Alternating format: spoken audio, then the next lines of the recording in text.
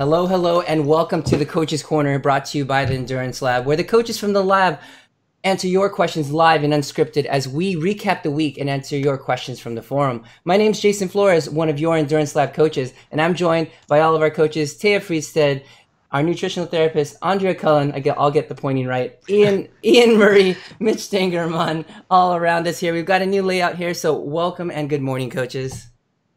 Good morning. Good morning. Good morning. Good morning. All right, I'm going to get this shared out, but let's get right into the topics here. And the hot topic of the week is Kona. I'm going to let Ian kind of bring this in, and we're going to get a couple predictions from our triathlete coaches and give us an idea of what's happening on the island. I know Andrea actually has Garen's there for her and knowing what's going on there. So hopefully we can share some stories and some predictions from our coaches.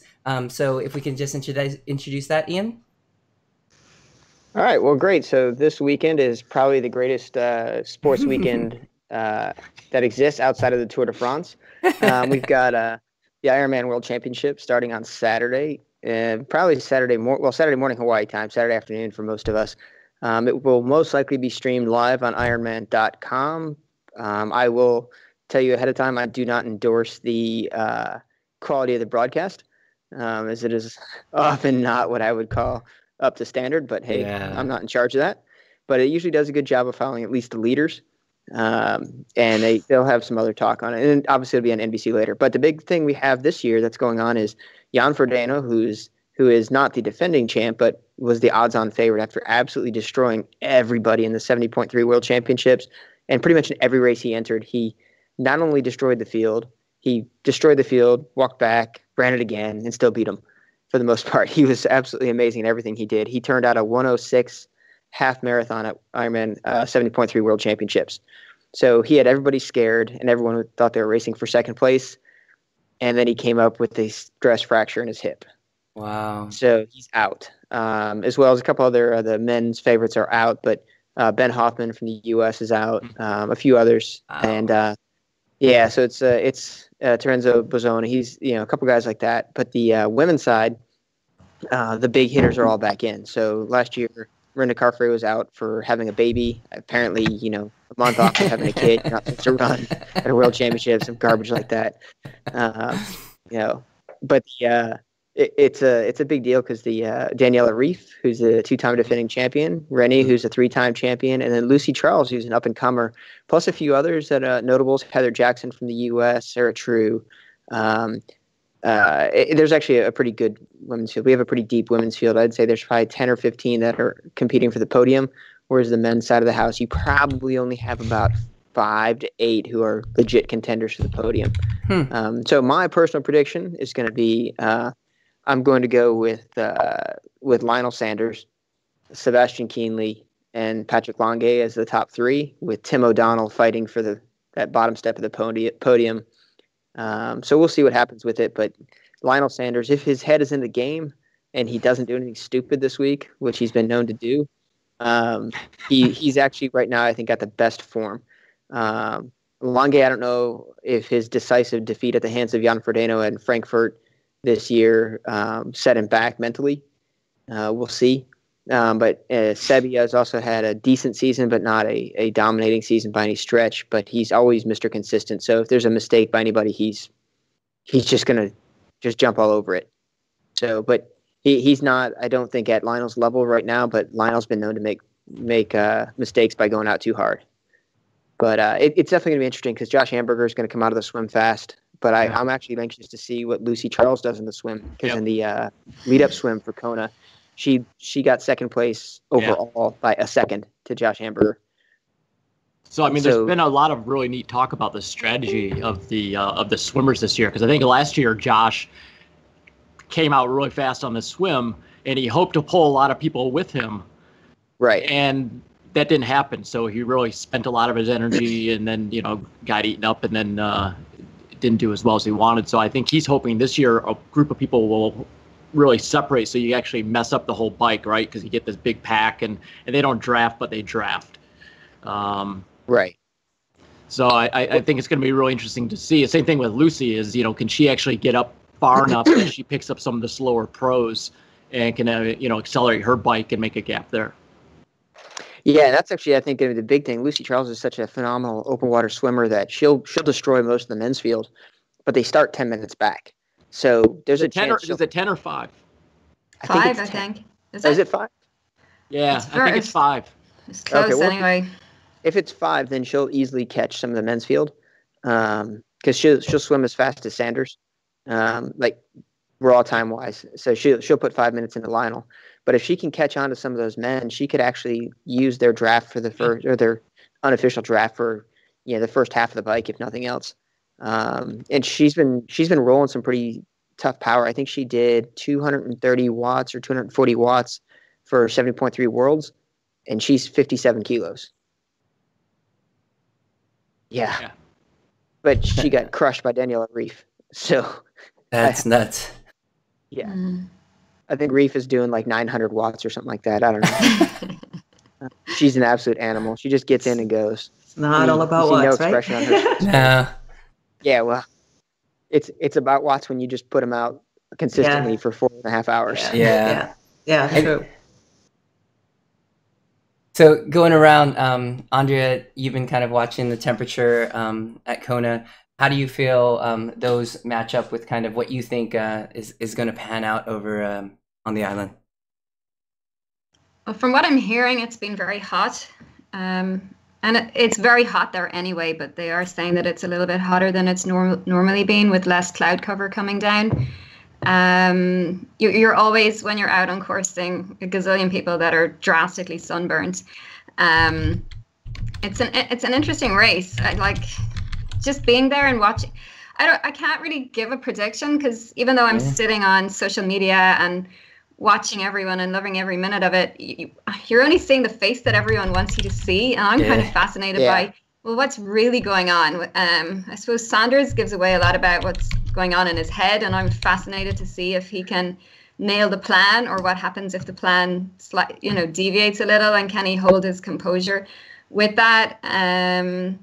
But I guess we just don't really know, and I suppose all I would wish for is like a really good race. What's going to happen on the day, and I'm fascinated by that. And I suppose I'll be on the tracker, watching what the age groupers are doing as well. From an age group perspective, there's something special about that island. It's almost like you get your biggest lessons handed to you, and if you're not in a really strong place mentally, it can be a really, really tough race. You get what you're meant to get, if that makes any sense. Race week is mayhem. It's like being in Las Vegas for a week, and a lot of athletes lose their composure. They get sucked in. They're all about the events that are going on in the week and the expo and stuff like that, and they're not maintaining their energy. They're out walking around too much in the heat. They're not doing their carb loading right. They're getting distracted by new chains, stride meters, or whatever is new this year. And see, I'm the worst, because I'm the worst. I never experienced all that stuff. Like the last 3 Worlds, it's like I spend an hour at the expo when I pick up my registration. I'm like, all right, I'm back to the house and feed up. Yeah, that's what we do. I go to the expo and Garen stays at home. And I'll come back and I'm like, well, you didn't miss very much. But some people and maybe they're there for the experience and not the race as much. Who knows? It's all about what you're there for. But just not getting distracted is really, really important. Not getting sucked into the madness, keeping your composure, spending time, even, being grateful about everything that's got you there, thinking about your race and how you want to execute that mentally and physically. And then it's game on race day. Yeah, I think a lot of it has changed. I mean, the idea of, athletes just going to the island, no one knowing that it was really happening, to how big of a, not just main media, but just social media, like every sort of outlet where now these athletes are trying to kind of put that out there or trying to keep up with that. And I think that's kind of clouding like the reason why this all started, you know what I mean? As far as if you're there to compete versus experience, because experience is totally different. We all have our friends that are like, oh, I want to do this 100-mile ride or this, this Ironman. I'm like, and you ask like, are you doing it because you just want to like do the 3 sports and kind of get through it? Or are you trying to like actually compete? And I think that's where there's a difference, Well, and I think too, everyone has to understand that there's a certain amount of people that make it to a world championship race and know they're not going to be at the front end.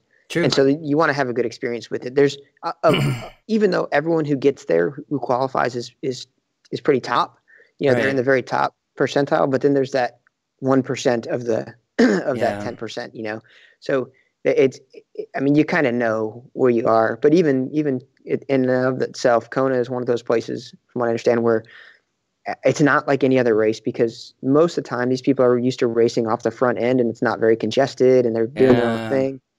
But everybody's a strong cyclist and everybody's a strong swimmer and everybody's a strong runner. So you're never alone. You're never out front. You're never just chasing that one or two other people in front of you. You're always in a pack. And that unnerves some people. Yeah, it's a very, very intimidating race start. It's very emotional. Like, I was moved every time I've been there, just watching the start. I've been moved to bits. The sun's coming up. They're playing music that just rips through your heart. And then everyone is in their mass start, and it's no wetsuit. It's very intimidating. And I remember, because we were there for 6 weeks last time, and I was swimming the bay every day. And in that last week, you could just feel the fear start to pick up in the water, because no matter how competent some of these athletes are, to do an open water mass start in the swim, that's pretty intimidating. So you could really feel that. So I'm sure there's some people that get a little bit overwhelmed, no matter how experienced they are. I think Kona teaches you something, and if you're lucky enough to get there a couple of times, you're probably learning every single time. Yeah, I mean, there's people who are so scared they pee themselves before they start the race in the water. Yeah. No, I'm sure there's, the nerves going. People. I thought you were just supposed to do that anyway. Yeah. Everybody. Oh, geez. See, this is why Kay and I don't especially in your do wetsuit, this. right? This is how you keep yourself warm in your wetsuit. That's right. Oh my gosh. And you got to do it before you get out of the water, so you don't have to go on the bike. It's a natural thing to do. You start doing it as a kid, and you just keep doing it. Yeah, that's right. Just pee anywhere.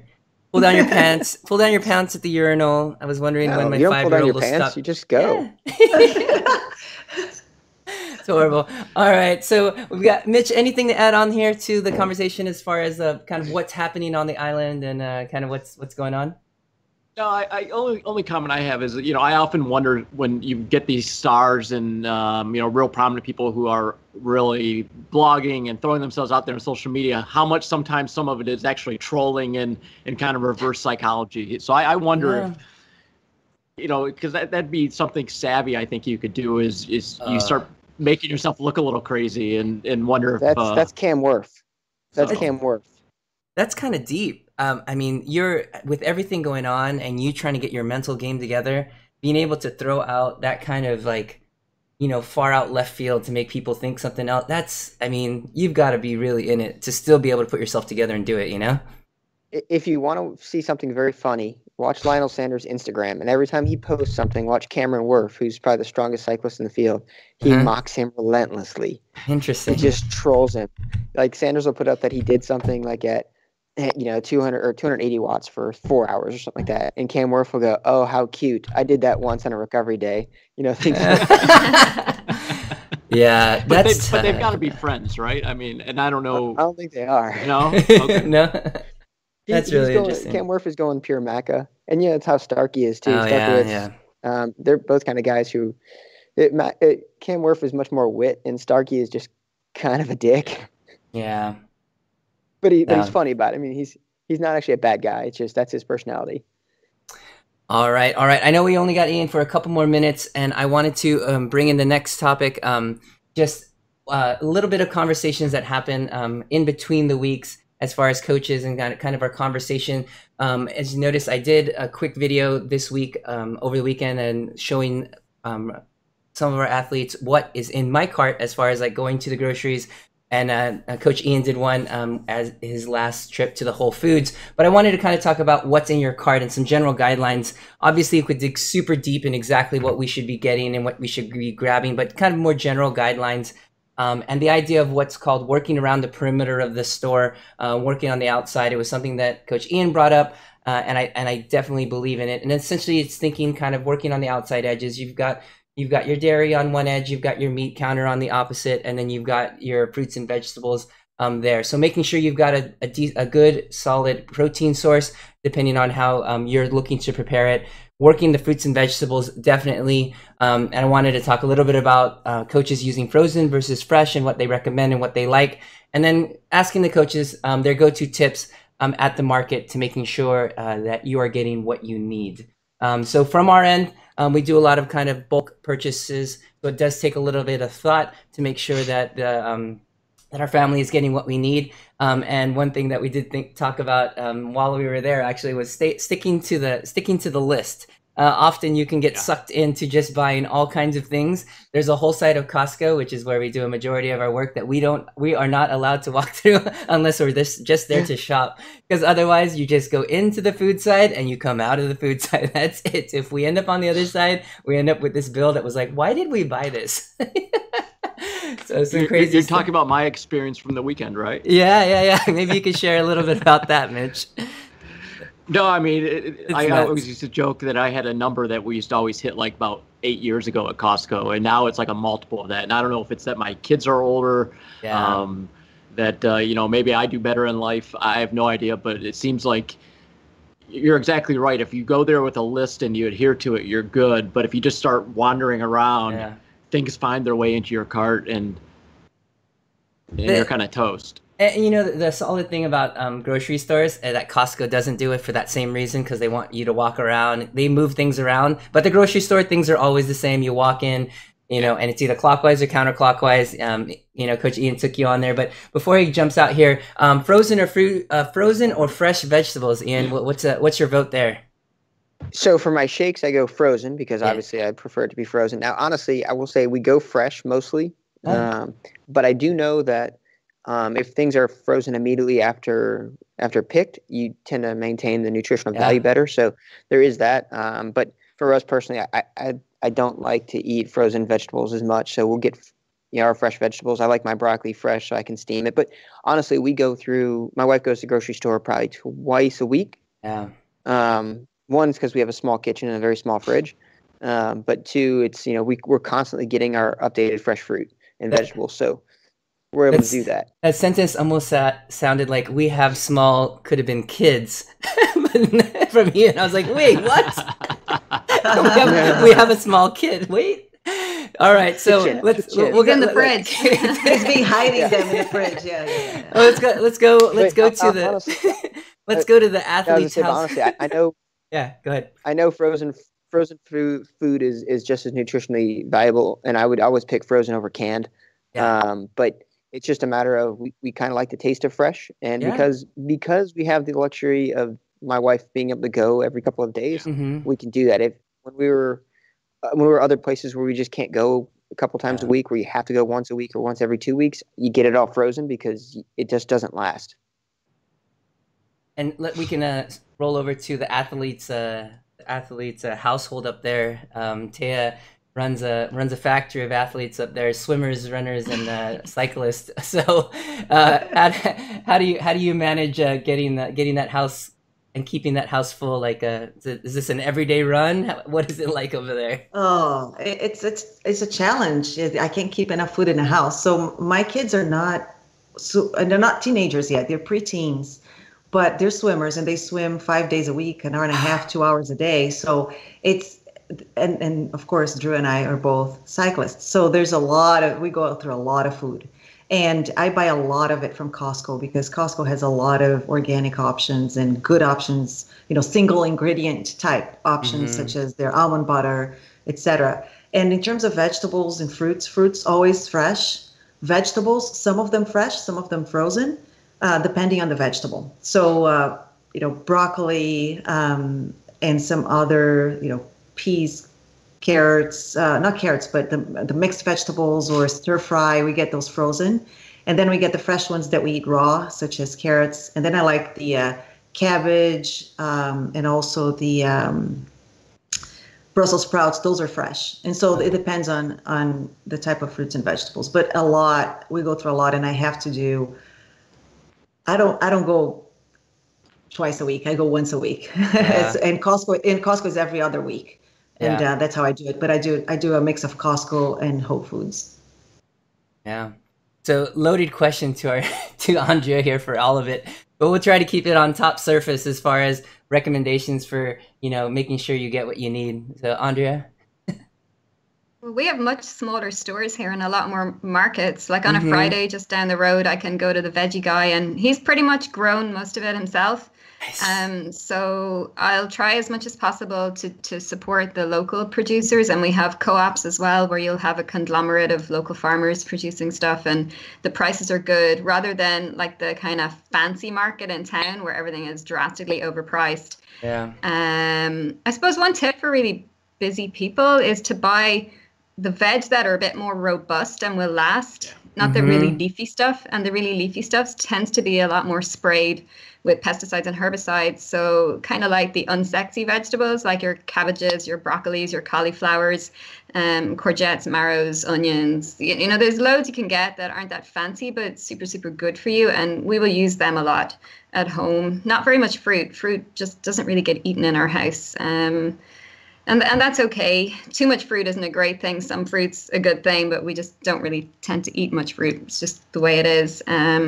We'll definitely prioritize quality protein. And if stuff is in the freezer, it's generally, I think I have a bit of a hunter-gatherer gene going on. So like I do deviate and I definitely spend more, but I'll come home with, like, if I see a special offer on liver or heart or good cuts of meat that I can use in the slow cooker. They'll go in the freezer. And I've tried them all because I tell people to do it, and I actually like organ meats. They're super, super good for you. But the freezer is mostly fish and meat. And if anything vegetable wise is in there, it's something I've cooked, like a casserole or a soup, and it all gets jammed in there as well. So it's all about quality, really, really simple. The only kind of things in a packet would be like rice, polenta, soba noodles. Occasionally you'll get a bit fed up and you'll want maybe a good quality mayonnaise or an organic ketchup or pesto or something like that, because it gets a bit plain. Your apple cider vinegars and some like sauces like mirin or miso and different things like that. But we like plain and simple and affordable. And I suppose if you want to go one further than that, it's watching air miles. Try and learn what's actually local and seasonal. It's very difficult these days. But it's just, you're eating to your, well, I suppose we all live all over the place as well. So it's not really eating to our ancestry. It is for some of us. But it is nice to support the local farmers and buy your eggs that have come from, the field down the road where they're running around. Maybe in Ireland we have access to all of that. So that makes it kind of fun. Yeah. I mean, it's definitely varying experiences depending on kind of where you are, a metropolitan city or kind of a little smaller suburbs, or all varying all the way out to the country. So those opportunities can be different for each of the athletes. But I think the general guidelines are the same, making sure you're making choices that are going to fuel the sort of things that are going to be a healthy lifestyle, not even just for endurance athletes, but just making sure you're trying to eat less packaged, making sure the things that you have aren't necessarily don't have labels, but essentially have those nutrients that you're looking to have, and that they're real things. And it's important to kind of pass that on.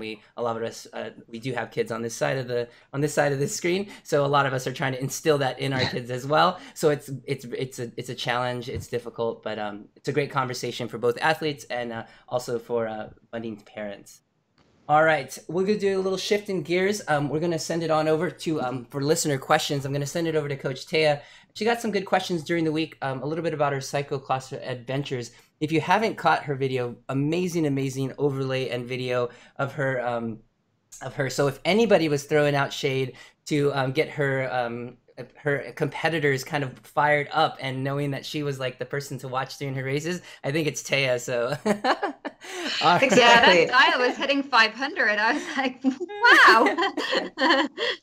It's for a short period though. But if you haven't tried cross race, go watch my videos of somebody who is racing for the very first time. That way you can see that it's not that intimidating. It really is, and you just have fun with it. I did. I mean, there's a lot of laughter and swearing and fun things in that video. So, but mostly, laughter.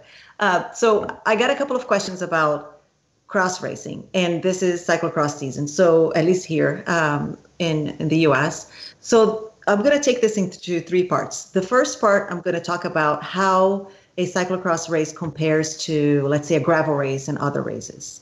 Two, how much harder or easier it is, physically speaking, comparing cyclocross to other races, so road race or gravel race. And finally, the third part will be, would you train differently for those? So taking on the first one, the question was, how does cyclocross racing compare to, let's say, a gravel race such as Rough Road 100? That is a race that happens here in the Chicago area in the spring. So it's 100K of different kinds of gravel and mixed terrain, and you get a little bit of dirt, you get bigger gravel, you get smaller, you get a little bit of pavement. A race like that is long, much longer. I mean, your typical cyclocross, especially at the entry level, will be 30 minutes long, for one. The course is completely different.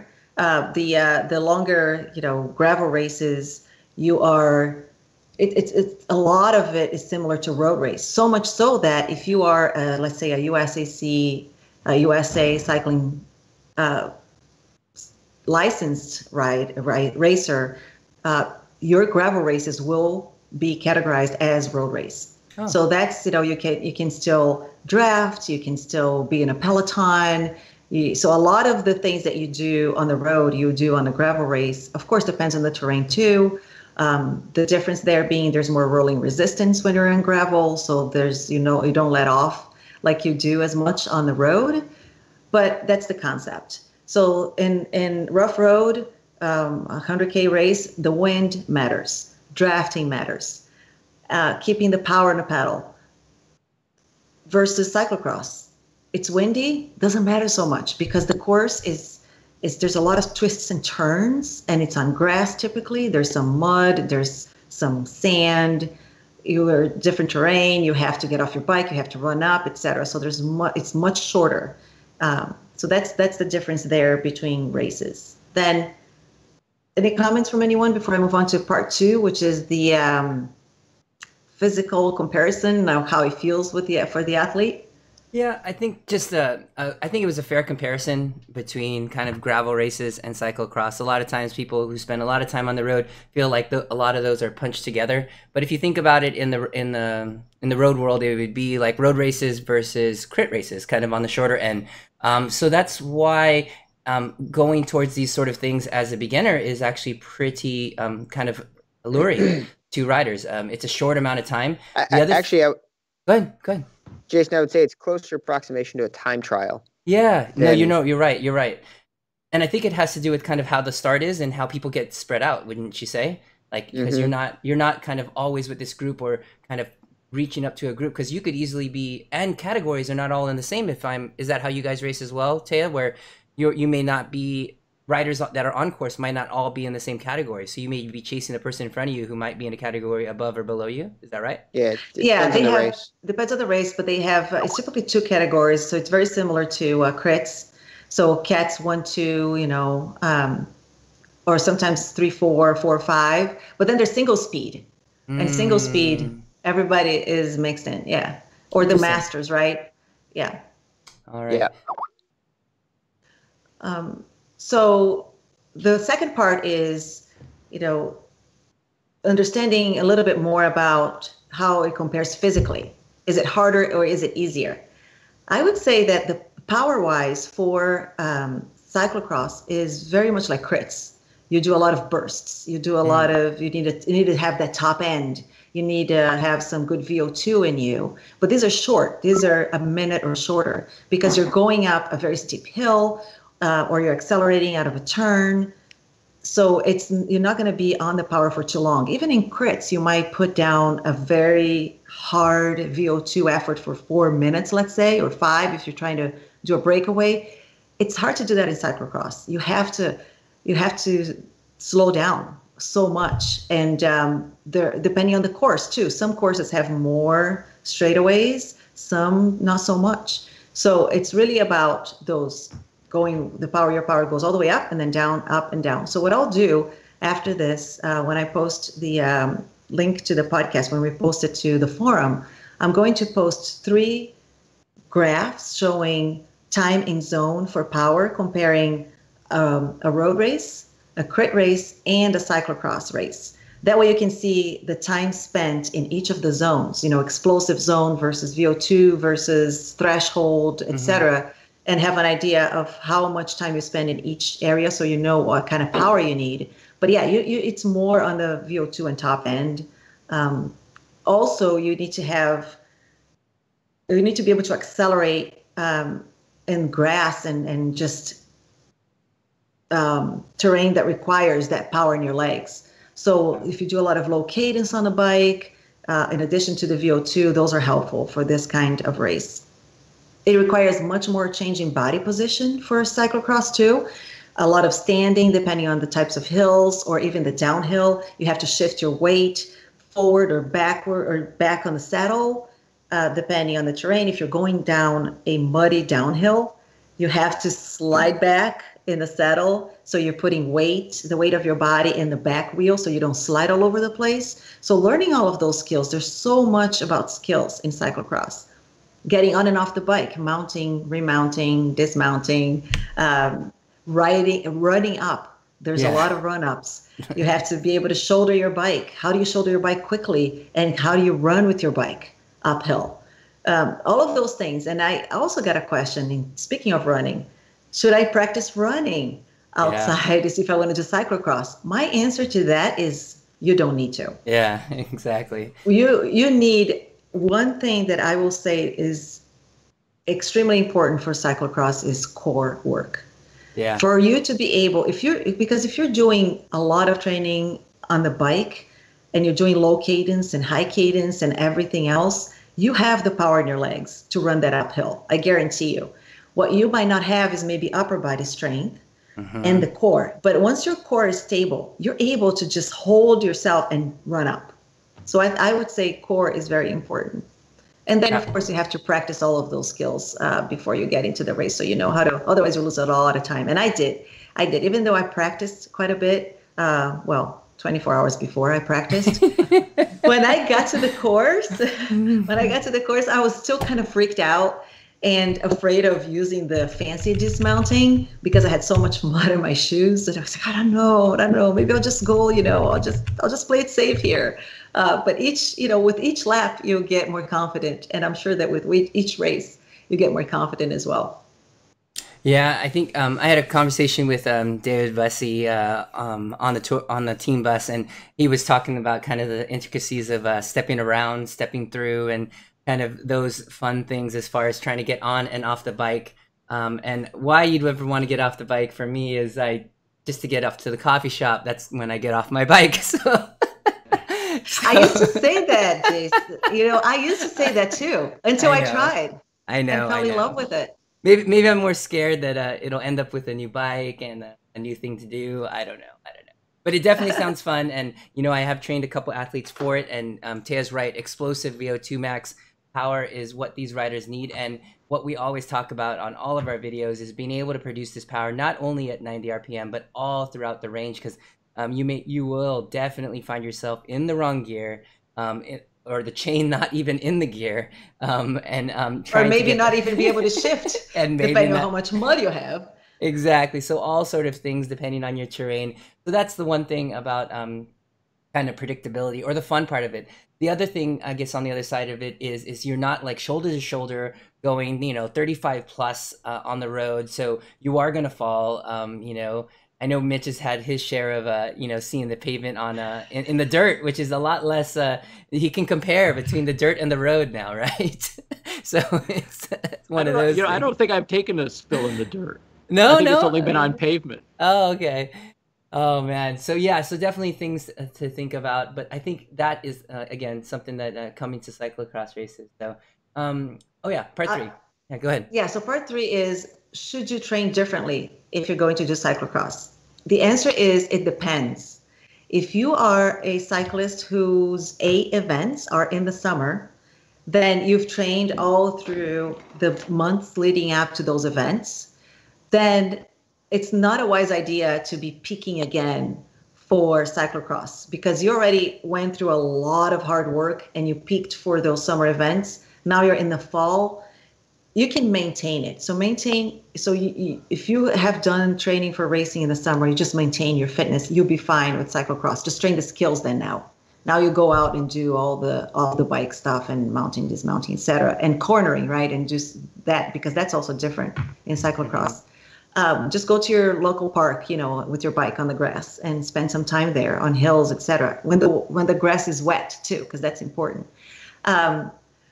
Otherwise, if you have not been doing that hard training and cyclocross, you want that to become your A season, then you're going to be focusing on short bursts, VO2, short intervals, not neglecting the other things. But definitely, if your long season events, though, in the summer were long rides, all you did was, 60K, 100K, 100 miles, long events, and you didn't train so much for VO2 and all of those short bursts, then you're going to suffer come around cyclocross. But you know what? It's short. So go give it a try. Do like me. I just decided this, weeks before the season started that I was going to give it a go. And I have a cross bike, so that makes it easier. But be careful with scheduling, right? Training during cyclocross season, because these races happen every weekend. And those are going to replace a very hard workout in a week. So if you're doing that on top of hard workouts during the week, you're going to be burning yourself and potentially getting injured and over fatigued. So don't put everything on the schedule and then plus the races. Be smart about planning. Perhaps you have just one or two other intense rides in the week and space them out so you have enough time to rest in between. Yeah. That's key in planning for an athlete, and getting someone to help you with as far as scheduling is super important. The other thing is a lot of time riders want to kind of peak or be their best at every single race every week, which just isn't humanly possible. So choosing ones that might be larger, that might have larger fields, or might have some interest in trying to really get a good placing. And then setting intermediate goals for those B or those C races, if you are racing every week, is really helpful to keep that in your mind, to kind of polarize the way you're laying your training out for the season. That way you're not just constantly trying to be on the ragged edge for, let's say, an 8-week series or something like that, where you're just trying to bring fitness, where really you're just going to be nominally good every week versus trying to get better towards the end or like the second to the last race or something like that. Yeah. And it's not that hard. It isn't as hard as a crit race. It isn't as hard as a road race. It just, I guess as you get better and better and better, then of course it's hard because you're able and capable of going super hard at all times. But if you're a beginner like me, it's not that hard. It really isn't. It's just those uphills and those certain points that you accelerate and go hard. But otherwise, it's not one of those races that you get out of and you're like, oh my gosh, I need to lay down for 2 hours. Yeah. We do have endurance lab rider Aaron Sims. He loves cyclocross. He pretty much trains all season to race cyclocross season. So he's a cyclocross racer. But definitely for him, what he's kind of relayed to us as coaches is that being smooth and kind of smoothing out that power where the zone is not as far, from being on and off the throttle, very trying to get this smoothing out of whether he's taking the right line and kind of finding that. And that's where something in cyclocross that we don't find in other avenues of racing is that there's not a huge thing of, riding a road race before or going around the crit a lot beforehand. I mean, a lap or two can do it. There's 5 turns in the crit. You're going to take 5 turns. Wherever the guys take you, or wherever the group takes you, that's where you're going. But in a cyclocross, things actually, you can watch and you can look in between races, but that's going to change as you go. You may get a chance to look at it, but when you come back at it again, it might be totally different. The ruts could be different. There might not even be a place to ride. Right. So we'll be posting then. I'll be posting the charts, and I'll post also the link to the in the Team Bus interview with Dave Bussey on cyclocross. Yeah, in the forum. Yeah, so I think a good way to probably bring a lot of these show notes in is probably when Taya posts her kind of summary of what we talked about here. Below that, we'll just post kind of all the videos and things that we talked about. Andrea's going to go through and post all the social media from every single Kona athlete, so she can do that. She's like ready to do that, and then with psych analysis. There you go. Yeah, exactly. So yeah, and then we'll definitely post some things there. Excellent chat. Can I go ask ahead. a question about Sure. cyclocross? Because Yeah. it's something new to me, and I saw that there was one advertised here, and I'm thinking, oh, it's autumn, it's a little colder. It's sort of everyone facing into those sort of conditions where you may need to worry more about, well, it does sound like a short event, but making sure that maybe you've warmer food in a flask for recovery, making sure you have appropriate clothing because you're going to be covered in muck and everything else, so that if you're racing week on week, that you're supporting your immune system between events, because that's normally where people, well, some people don't really plan for, well, what actually happens when I finish today. You know, they don't think about recovery, they don't think about warm clothes, and they get caught out. Yeah, that's a great point. Yeah, that's where David Bessie would remind us that warm beer can also be good. oh boy. Yeah, definitely in that world of cyclocross, you know, cowbells, dollar hand ups, and beer chugging between the cheering laps. though, the cheering is the best. It really is. Is it? Yeah. When was the last time you got that kind of enthusiasm at a crit, right? Never. I mean, it was. You got people, you know, with a hand out to give you 5. Yeah, hand up. You know, holding beer. Everybody's having fun. It's great. Yeah. The loudest thing you hear at a crit is people's freewheels when they stop pedaling. And then people yelling in the middle of the corner, hold your line. So the video of my second race, the muddy one, there's some serious screaming from the crowd. It's great. You guys should check it out. We'll definitely check that out. All right, we're gonna slide on over to this week in the lab. For those riders who are riding with us, we've just started our first week in the ability lab. I'm gonna throw it over to Taya to tell us a little bit about the workouts that we did. And I did actually 2 of them on video, so we have that available for the lab riders, but kind of the skills that we're working on this week in the ability lab.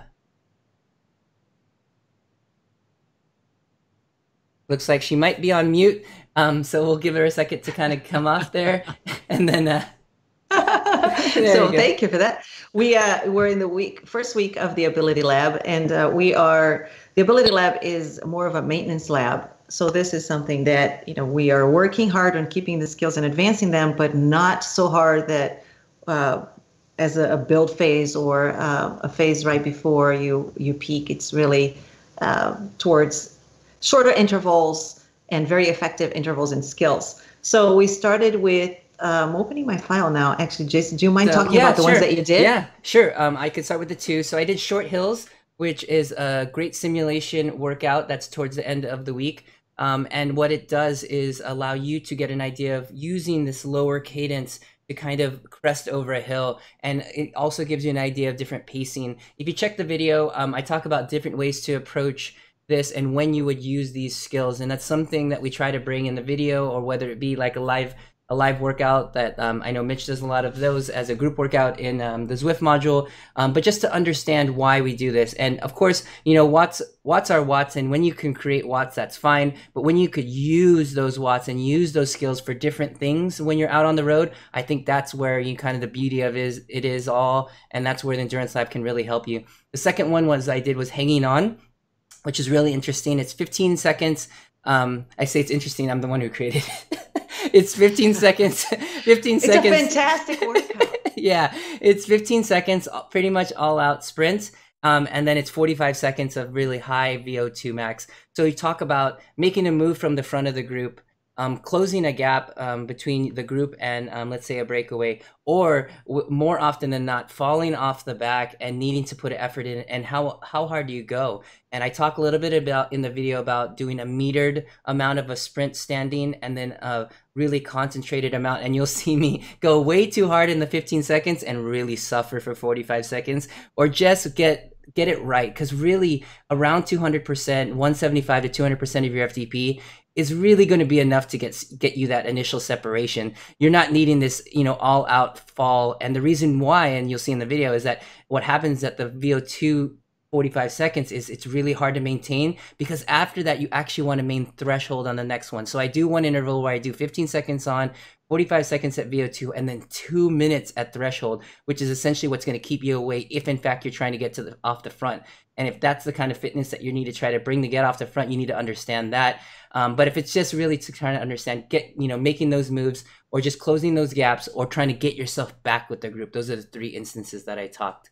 Do you have a little bit about progressive accelerations? I actually missed that workout at the beginning of the week. Yep. So the progressive accelerations one is developing that ability to accelerate in different terrains. We have a section of the interval that simulates a flat area, and you have to accelerate because of wind, for example, or a little bit of change in rolling terrain. And then we have the acceleration through short hills. So we go through that and working on the different zones in between and showing you which zones are good to maintain when you're trying to maintain speed, then accelerate and continue and carry that speed through it. So that's going to be around sweet spot and a little bit above threshold, but in the combination that works so that you're not super fatigued at the end. If you have to use that out there on during an event, a race, or a group ride. Yeah.